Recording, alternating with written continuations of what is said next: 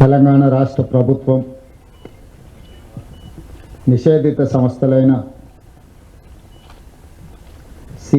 CPI Maoist నక్సలైట్లను ఆయుధాలను అడవిని వదిలి జనజీవన స్రవంతిలోకి రండి అని పిలుపునివ్వడం ద్వారా ఈరోజు చాలామంది నక్సలైట్లు తమ ఆయుధాలతో సహా రాష్ట్ర ప్రభుత్వం ముందు, తెలంగాణ ఉన్నతాధికారుల ముందు లొంగిపోవడం జరిగింది. ఈ కార్యక్రమంలో ప్రధానంగా తెలంగాణ డీజీపీ శివధర్ రెడ్డి గారు, ఐజీ సుమతి గారు, grand additional DG Anil Kumar గారు, additional DG intelligence Vijay Kumar గారు, వివిధ హోదాలలో ఉన్న పోలీస్ అధికారులు ప్రత్యేకమైన కృషి చేసి నక్సలైట్లకు ఒక నమ్మకాన్ని కలిగించి ఈ ప్రభుత్వము వాళ్ళ ప్రాణాలకు ఎలాంటి హాని కలగకుండా వాళ్ళ ఆరోగ్య భద్రత విషయంలో, ఆర్థిక వెసులుబాటు విషయంలో,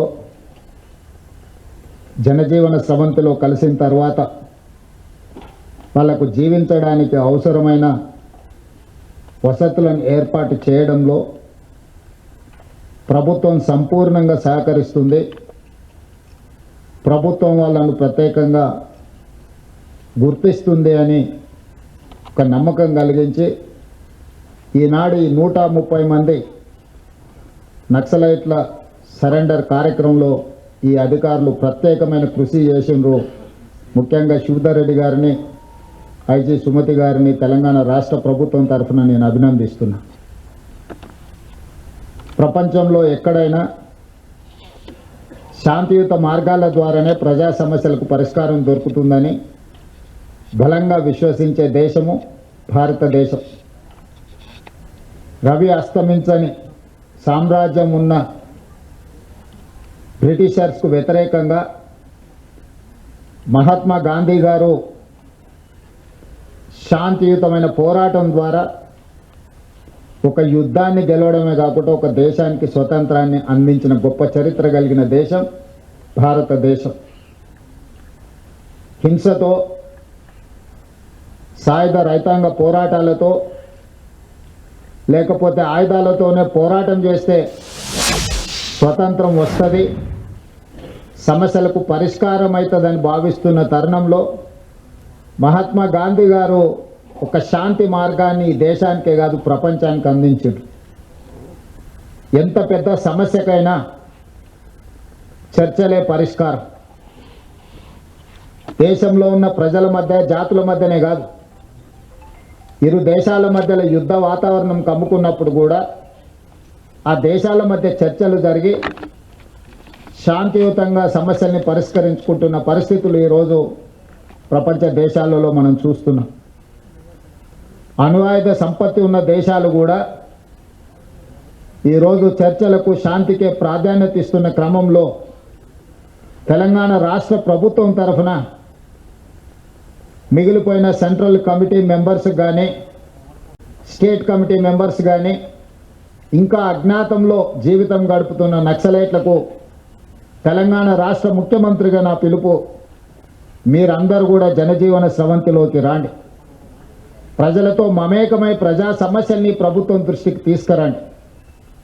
ఈ ప్రభుత్వం ఉన్నదే ప్రజా సమస్యల్ని పరిష్కరించడానికి, వివిధ సంఘాలు, సంస్థలతో చర్చించడానికి, సంఘాలకు, సంస్థలకు గుర్తింపునివ్వడమే కాకుండా వాళ్ళు చూపించిన సమస్యల్ని, వాళ్ళు లేవనెత్తిన అంశాలని సానుకూలంగా పరిష్కరించడానికి తెలంగాణ రాష్ట్ర ప్రభుత్వం సిద్ధంగా ఉన్నది.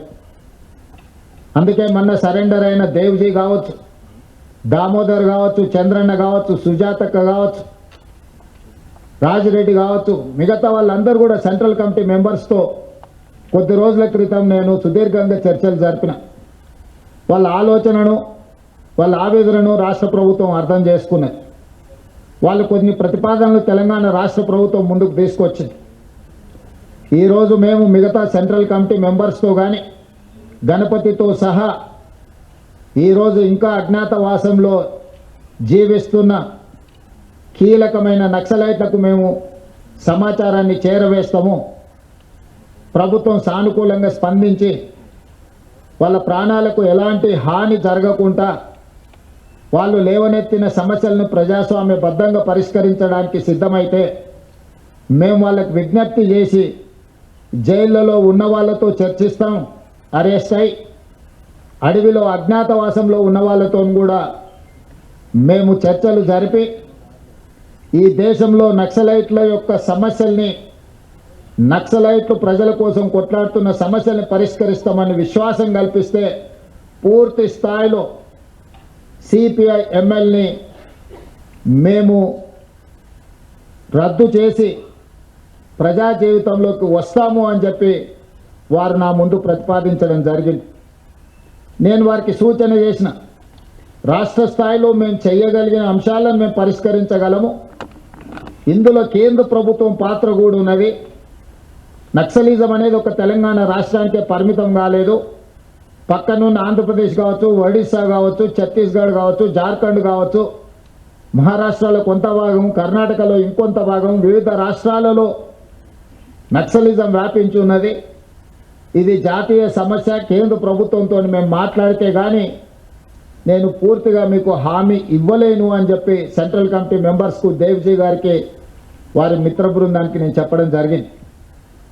ఆ తర్వాత కేంద్ర హోంశాఖ మంత్రి అమిత్ షా గారి సమయాన్ని తీసుకొని ఢిల్లీకి వెళ్ళి తెలంగాణ రాష్ట్రంలో పోలీసులకు సంబంధించిన సమస్యల్ని కేంద్ర ప్రభుత్వం దృష్టికి తీసుకురావడమే కాకుండా ఆ సందర్భంగా సెంట్రల్ కమిటీ మెంబర్స్ ఏదైతే ప్రతిపాదన నా ముందుకు తీసుకొచ్చిందో ఆ ప్రతిపాదనల్ని అమిత్ షా గారి ముందు పెట్టడం జరిగింది.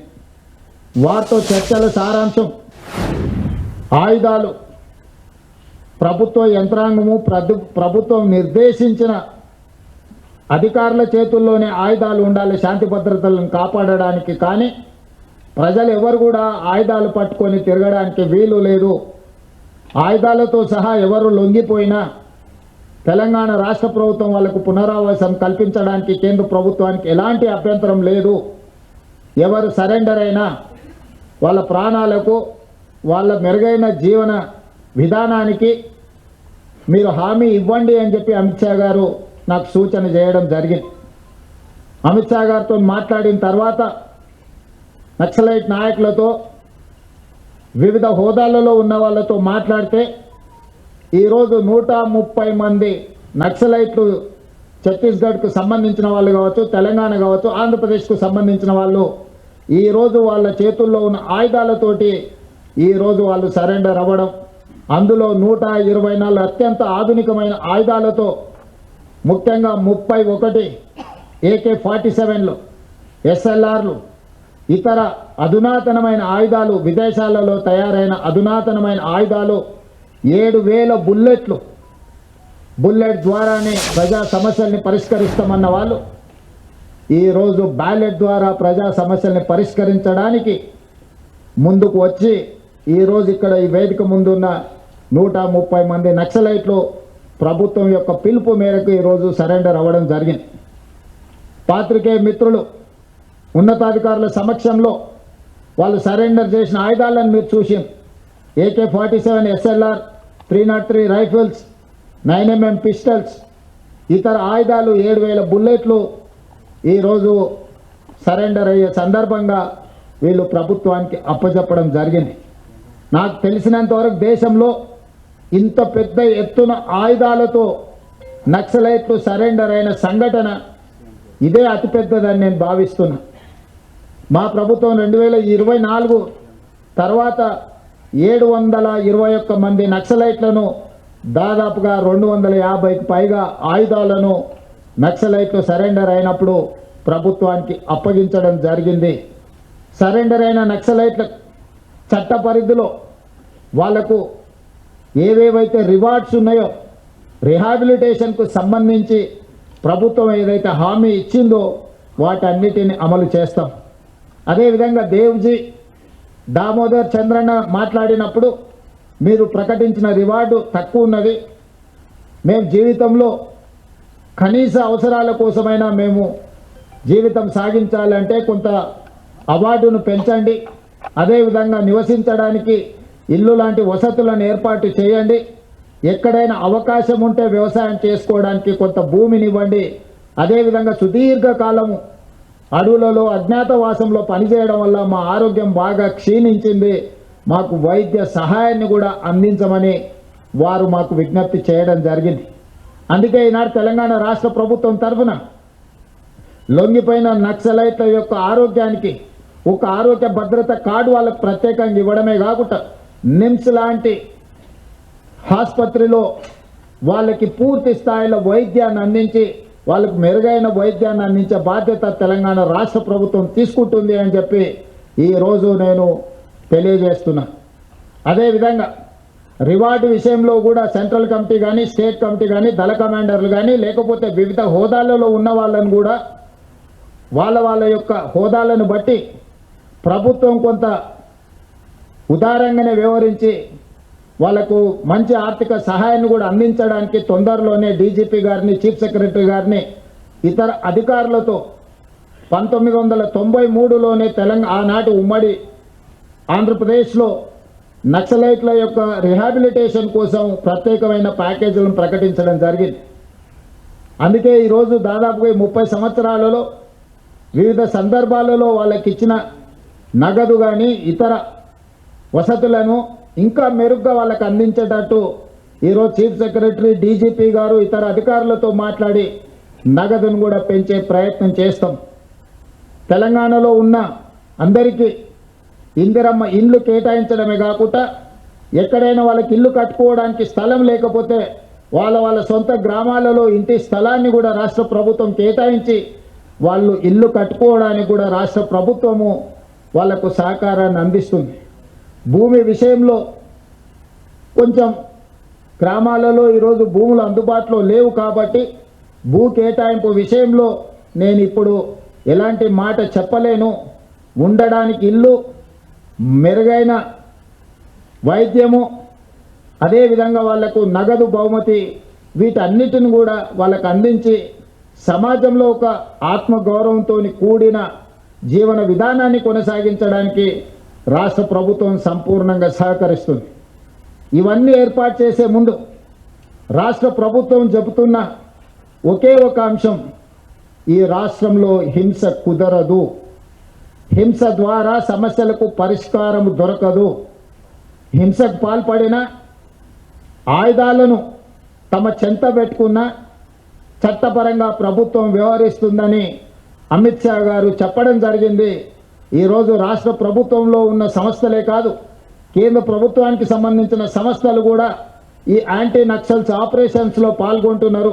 వీళ్ళకి సంబంధించిన సమాచారాన్ని కూడా ఎన్ఐఏ లాంటి సంస్థలు సంక్షిప్తంగా ఎక్కడికక్కడ సమాచారాన్ని సేకరిస్తున్నారు. ఆ సంస్థలు కూడా కఠినంగా వ్యవహరిస్తాయి. కాబట్టి ఈరోజు అజ్ఞాతవాసంలో ఉన్న నక్సలైట్లకు నా సూచన, విజ్ఞప్తి, నా పిలుపు ఒక్కటే, మనమందరం ప్రజాస్వామ్యంలో ప్రజాస్వామ్యబద్ధంగా ప్రజా సమస్యల్ని పరిష్కరించుకుందాం. తెలంగాణ రాష్ట్ర ప్రభుత్వం ఎల్లవేళలా మీతో చర్చించడానికి సిద్ధంగా ఉంది. అందుకే ఆయుధాలతో సహా మీరు ఈ రాష్ట్ర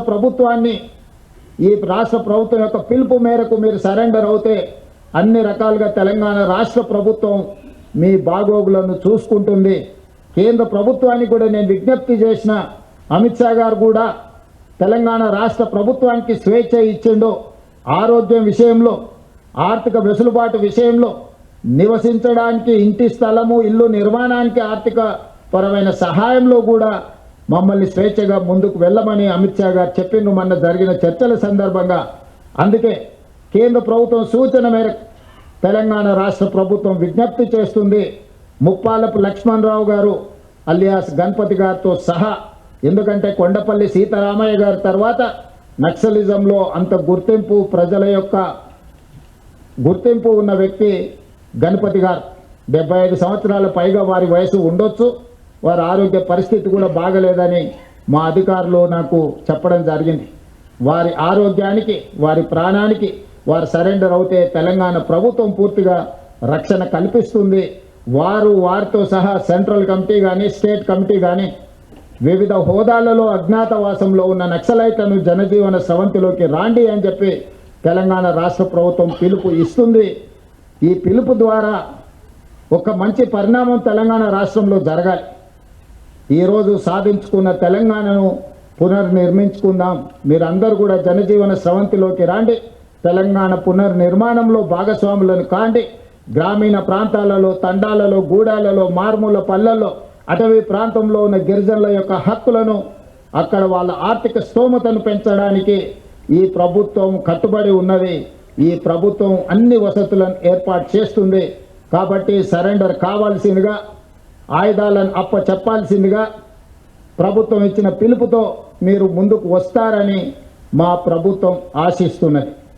आज पत्रकारों से मैं एक ही बात कहना चाहता हूं, कुछ दिन पहले जो central committee members Chandranna, Devji, Damodar, Sujata Kaur उनके साथी मुझे मिलने के लिए आए थे, वो लोग ये सुझाव दिए कि आगे भी गणपति जी अभी जितना भी जो अंडरग्राउंड में है, जो जंगल में जनता के लिए जो लड़ रहा है हथियार लेकर, वो सब लोग अगर राज्य सरकार, केंद्र सरकार सहकार दिए तो उन लोगों को एक भरोसा दिलाए तो वो लोग जनजीवन स्रवंति में मिलने के लिए तैयार है। तो वो चर्चा हुई। उसके बाद मैं दिल्ली गया हुआ है, गृह मंत्री अमित शाह जी से मैं मिला। जो सेंट्रल कमेटी मेंबर जो प्रपोजल किए वो प्रपोजल उनके सामने रखा। मैं तेलंगाना राज्य में 2024 के बाद हम लोग कुछ कम 700 नक्सलवादियों को सरेंडर करवा लिए, 250 हथियारों को भी वो लोग सरेंडर किए। आज के तारीख में 130 लोग, 124 हथियार, उसमें AK-47 SLR अच्छे वेपन्स हथियार आज सरेंडर किए। 7000 बुलेट्स भी आज सरेंडर में वो लोग हमारे हाथ पुलिस डिपार्टमेंट को हैंड ओवर किए। तो इसीलिए हम जो बात कहना चाहता है कि हथियारों से कुछ होने वाला नहीं है। जब आज़ादी के लिए हम लड़ रहे थे, महात्मा गांधी जी ने एक रास्ता दिखाया। जो अंग्रेजों के खिलाफ हम लड़ाई किए, हथियारों से लड़ाई नहीं की, हथियारों से हमको आज़ाद नहीं मिला है। शांत युद्ध से, शांत पद से हम लोग आज़ादी हासिल कर लिए।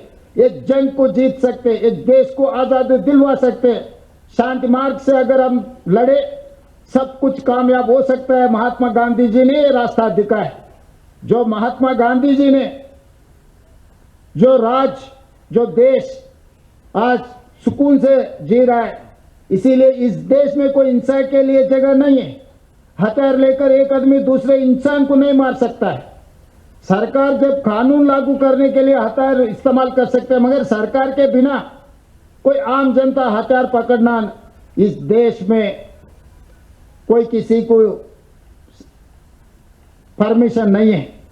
इसीलिए गणपति जी से लेकर जो सेंट्रल कमेटी मेंबर्स है, जो अंडरग्राउंड नक्सलवादी है, गृह मंत्री जी से मेरा बात हुई। गृह मंत्री जी ने साफ ने ये कहा कि किसी के हाथ में हथियार नहीं रहना। अगर हथियार है, सरकार उनके पीछे पड़ने वाला है। तो हथियार छोड़कर जनजीवन में आ जाओ। तेलंगाना सरकार आपको भरोसा दे रहा है। तेलंगाना सरकार ने आपके हेल्थ के लिए, रीएम्प्लॉयमेंट के लिए, आपको रहने के लिए घर, सब कुछ तेलंगाना सरकार ने आप लोगों को वादा कर रहा है। किसी को भी इसमें जिसको भी तकलीफ है, तकलीफ दूर करने के लिए तेलंगाना सरकार और हमारा अधिकारी सब लोग तैयार है। इसीलिए आज इतने लोग, 130 लोग एक जगह में, मेरे ख्याल से अभी तक इस देश में इतने सारे हथियारों के साथ इतने सारे नक्सलवादी कोई किसी सरकार के सामने सरेंडर नहीं हुए। आज मैं खुशी से कहना चाहता हूं, इतने लोग जो जनजीवन में आ गए, जंगल छोड़कर हथियार सरकार के हाथ में दे दिए, ये खुशी की बात है। आगे भी अगर कोई भी बचा है, 7 सेंट्रल कमेटी मेंबर्स, कुछ बड़ा नेता लोग है बोल के हमारा अधिकारी दिखाए कि वो 7 है 70 है, मुझे पता नहीं, मगर हर किसी का मेरा गुजारिश एक ही है, हथियार से आप जीवन नहीं कर सकते। हथियार से दूसरे इंसान को आप डरा नहीं सकते। हथियार से आप कुछ चलाने के लिए कोशिश किए तो कोई फायदा नहीं है। इसीलिए आज जो कार्यक्रम हो रहा है, हम जिसको जिसको मदद किए तो वो सब लोगों के आज जिसमें भी जो लोग हैं आपके पुराना साथियों को आप एक ऐलान करो कि वापस आके जनजीवन में मिलने के लिए। ये सरकार आपके सरकार है, आपके उम्मीद से सरकार बना हुआ है। हम डेमोक्रेटिक प्रोसेस में not with bullet we can do miracles with ballot. तो बैलेट में आप आ जाओ। चुनाव में जो राजनीति में जो पॉलिटिकल पार्टी से आप वो पॉलिटिकल पार्टी के प्लेटफॉर्म के ऊपर आप चुनाव लड़ सकते और पब्लिक के जो तकलीफ है दूर भी कर सकते।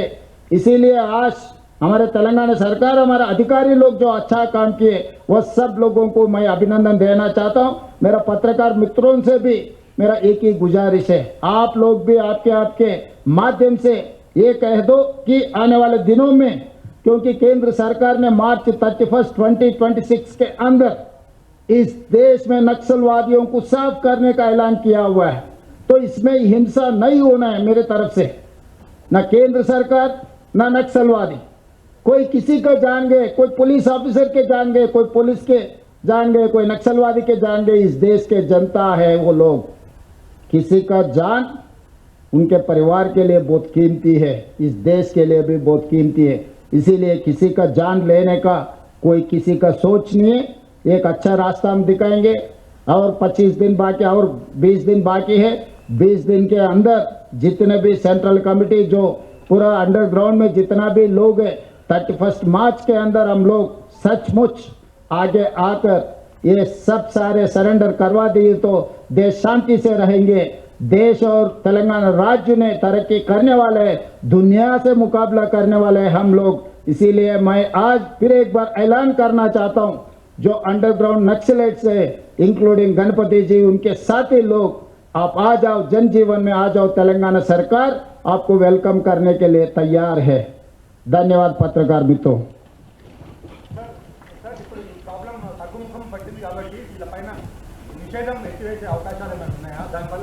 లేదనుకున్నప్పుడు నిషేధం ఉన్న సమస్య ఎక్కడిది? నక్సలిజమే లేదు. నక్సలైట్ జనజీవన స్రవంతిలో కలిసిన తర్వాత నిషేధం ఉన్నా నిషేధం లేకపోయినా ఒకటే అంశం. సో ఈరోజు వాళ్ళు ఇంకా ఉన్నారు అని అంటే ప్రభుత్వాలు నిషేధం కొనసాగిస్తాయి.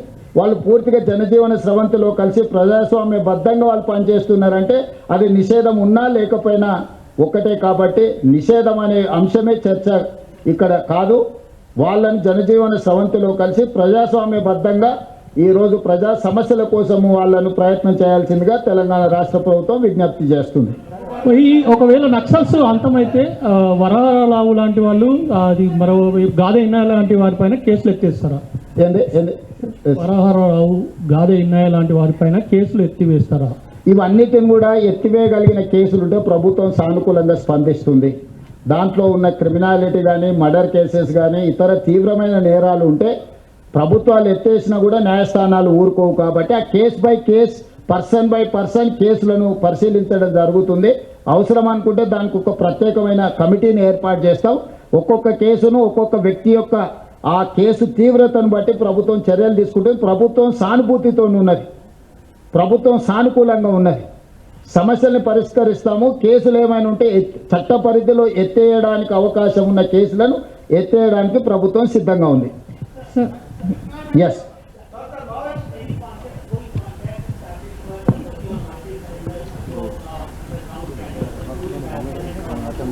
आशीष जी, जो भी हमको समाचार मिल रहा है पत्रकारों से मिल रहा है, बाकी पत्रकारों से आप पूछे तो पता लगेगा कि गणपति जी किसके ताल्लुकात किससे चर्चा कर रहे हैं.